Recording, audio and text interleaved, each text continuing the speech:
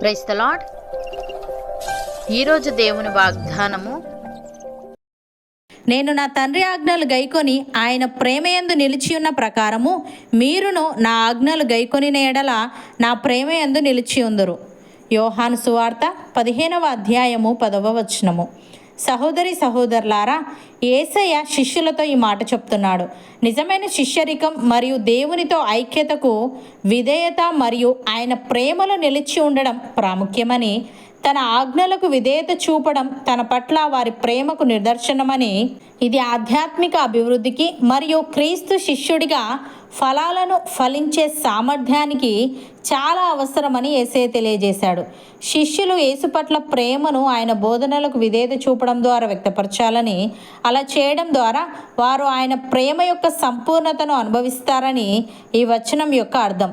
యేసయ్య తన తండ్రి ఆజ్ఞలను పాటించడం మరియు ఆయన ప్రేమలో నిలిచి ఉండడం అనే ప్రస్తావన ఆయనలో ఉన్న పరిపూర్ణ విధేయత మరియు ప్రేమను గుర్తు చేస్తుంది. యేసయ్య తన శిష్యులు అనుసరించడానికి తనను తాను ఒక మాదిరిగా చూపాడు. ఇది విశ్వాసులు యేసుతో తమ స్వంత సంబంధంలో అనుకరించడానికి ఒక నమూనాగా పనిచేస్తుంది. యేసయ్య ఆజ్ఞలను పాటించడం ద్వారా విశ్వాసులు ఆయన పట్ల వారి ప్రేమను కనుపరుస్తారు మరియు ఆయన ప్రేమలో నిలిచి ఉంటారు. తద్వారా ఆధ్యాత్మిక జీవం మరియు ఆయన ప్రేమ యొక్క సంపూర్ణతను అనుభవిస్తారు. యేసయ్య ఈ విధంగా అంటున్నాడు, ఎవడైనను నా మాటలు వినియు వాటిని గైకొనకుండిన ఎడల నేను అతనికి తీర్పు తీర్చను. నేను లోకమునకు తీర్పు తీర్చుటకు రాలేదు గాని లోకమును రక్షించుటకే వచ్చి తిని. నన్ను నిరాకరించి నా మాటలను అంగీకరింపని వానికి తీర్పు తీర్చువాడొకడు కలడు. నేను చెప్పిన మాటయే అంత్యదినమందు వానికి తీర్పు తీర్చును. ఏలే అనగా నా అంతటి నేనే మాట్లాడలేదు.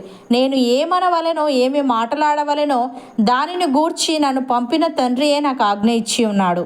మరియు ఆయన ఆజ్ఞ నిత్యజీవమని నేను ఎరుగుదును గనుక నేను చెప్పు సంగతులను తండ్రి నాతో చెప్పిన ప్రకారము చెప్పుచున్నాను అని. ప్రియులారా, మనం ఆయన ఆజ్ఞలను గైకొనిన ఎడల దీని వలననే ఆయనను ఎరిగి ఉన్నామని తెలుసుకుందుము. ఆయనను ఎరిగి ఉన్నానని చెప్పుకొనుచు ఆయన ఆజ్ఞలను గైకొనని వాడు అబద్ధీకుడు, వానిలో సత్యము లేదు. ఆయన వాక్యము ఎవడు గైకొనునో వానిలో దేవుని ప్రేమ నిజముగా పరిపూర్ణమాయను. ఆయన యందు నిలిచి ఉన్నవాడనని చెప్పుకొనివాడు ఆయన ఎలాగూ నడుచుకొనినో అలాగే తానును నడుచుకొనబద్ధుడై ఉన్నాడు. మనం ఆయన యందు ఉన్నామని దీని వలన తెలుసుకొనుచున్నాము. అపోస్తలుడైన పౌలు తెస్సలోనికైలకు వ్రాస్తూ ఈ విధంగా అంటున్నాడు, మెట్టుకు సహోదరులారా, మేము ప్రభు అయిన యేసు ద్వారా మీకు ఇచ్చిన ఆజ్ఞను మీరు ఎరుగుదురు. కాగా మీరేలాగూ నడుచుకొని దేవుని సంతోషపరచవలెనో మా వలన నేర్చుకొనిన ప్రకారముగా మీరు నడుచుకొనుచున్నారు. ఈ విషయంలో మీరు అంతకంతకు అభివృద్ధి నొందవలనని మిమ్మును వేడుకొని ప్రభువైన యేసునందు హెచ్చరించుచున్నాము. మీరు పరిశుద్ధులగుటయే అనగా మీరు జారత్వమునకు దూరంగా ఉండుటయే దేవుని చిత్తము. మీలో ప్రతివాడును దేవుణ్ణి ఎరుగని అన్యజనుల వలె కామాభిలాషయందు కాక పరిశుద్ధత యందును ఘనత యందును తన ఘటమును ఎట్లు కాపాడుకొనవలెనో అది ఎరిగి ఉండుటే దేవుని చిత్తము. ఈ విషయమందెవడునూ అతిక్రమించి తన సహోదరునికి మోసము చేయకుండవలెను. ఎందుకనగా మేము పూర్వము మీతో చెప్పి సాక్ష్యం ఇచ్చిన ప్రకారము ప్రభువు వీటన్నిటి విషయమై ప్రతిదండన చేయువాడు. పరిశుద్ధులగుటకే దేవుడు మనలను పిలిచెను గాని అపవిత్రులుగా ఉండుటకు పిలువలేదు అని. సహోదరి సహోదరులారా, యేసుక్రీస్తు నిరంతరము ఉన్నవాడు గనుక మార్పులేని యాజకత్వము కలిగిన వాడాయను. ఈయన తన ద్వారా దేవుని యొద్దకు వచ్చువారి పక్షమున విజ్ఞాపనము చేయుటకు నిరంతరము జీవించుచున్నాడు గనుక వారిని సంపూర్ణముగా రక్షించుటకు శక్తిమంతుడై ఉన్నాడు. పవిత్రుడును నిర్దోషియు నిష్కల్మషుడును పాపులలో చేరక ప్రత్యేకముగా ఉన్నవాడును ఆకాశ మండలము కంటే మిక్కిలి హెచ్చైన వాడునైనా ఇట్టి ప్రధాన యాజకుడు మనకు సరిపోయినవాడు. అవును అన్నవారు నాతో పాటు ప్రార్థనలో ఏకీభవించండి.